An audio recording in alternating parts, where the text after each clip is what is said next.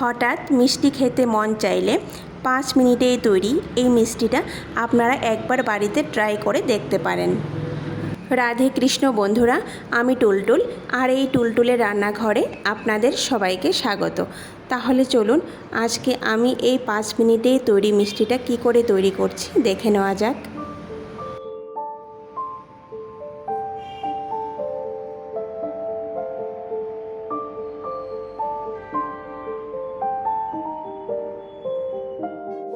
সবার প্রথম আমি এখানে চায়ের কাপ মেপে 1 কাপ পরিমাণ গুড় নিয়ে নেব।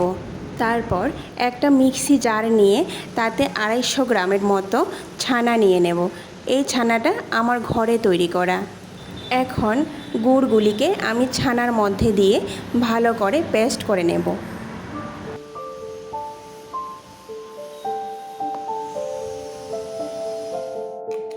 বন্ধুরা, গুড় আর ছানা ভালো করে পেস্ট করা হয়ে গেছে। এখন একটা প্লেটের মধ্যে নিয়ে নেব।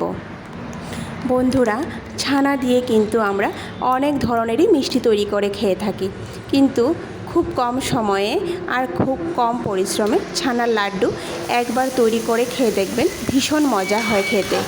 এখন চুলায় একটা প্যান বসিয়ে পেস্ট করা ছানাটাকে প্যানের মধ্যে নিয়ে নেব। মাঝারি আঁচে 3 থেকে 4 মিনিটের মতো এইভাবে নাড়াচাড়া করে নেব। দেখুন বন্ধুরা, কিছুক্ষণ নাড়াচাড়া করার পর ছানা থেকে কিন্তু অনেকটা জল বেরিয়েছে। এবার আমি এতে 3 চামচের মতো গুঁড়ো দুধ দিয়ে দেব। গুঁড়ো দুধ দিয়ে আবারও ভালো করে নাড়াচাড়া করে নেব। বেশিক্ষণ সময় লাগে না বন্ধুরা, এইভাবে নাড়তে নাড়তে 3 থেকে 4 মিনিটের মধ্যেই দেখবেন ছানাটা আস্তে আস্তে প্যান ছেড়ে আসছে। যখনই ছানাটা এইভাবে প্যান ছেড়ে আসবে তখনই চুলার আঁচ বন্ধ করে একটা প্লেটের মধ্যে ছানাটাকে নিয়ে নেব আর একটু ঠান্ডা হতে দেব।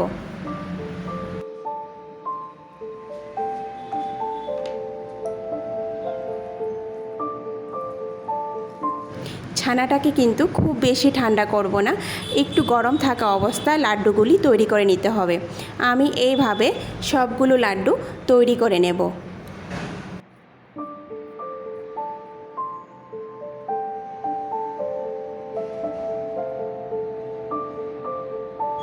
একটা লাড্ডু আমি তৈরি করে নিয়েছি।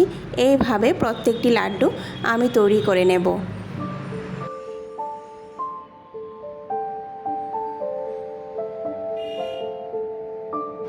বন্ধুরা, সবগুলো লাড্ডু আমি এখানে তৈরি করে নিয়েছি। আমার এখানে 250 গ্রাম ছানা দিয়ে 8টা লাড্ডু তৈরি হয়েছে। আমি এখানে কয়েকটি আমন্ড বাদাম নিয়েছি। এখন এই আমন্ড বাদামগুলিকে একটা গ্রেটারের সাহায্যে গ্রেট করে নেব। আপনারা চাইলে এখানে আমন্ড বাদামের জায়গায় নারিকেলের বোড়াটাও কিন্তু নিতে পারেন। প্রত্যেকটি আমন্ড বাদাম আমি এখানে গ্রেট করে নিয়েছি। এখন এইভাবে প্রত্যেকটি লাড্ডুগুলির মধ্যে কুড়ানো আমন্ড বাদাম লাগিয়ে নেব। বন্ধুরা, এই লাড্ডুগুলি তৈরি করতে কিন্তু খুব বেশি সময় লাগে না, কিন্তু খেতে ভীষণ মজা হয়। তাহলে তৈরি হয়ে গেল আমাদের ছানার লাড্ডু। এখন একটা প্লেটের মধ্যে রেখে উপরে ড্রাই ফ্রুটস দিয়ে সাজিয়ে দেব। ভিডিওটি সম্পূর্ণ দেখার অনুরোধ রইল। আর ভিডিওটি যদি ভালো লেগে থাকে তাহলে সবার শেষে লাইক, শেয়ার আর সাবস্ক্রাইব করে দেবেন।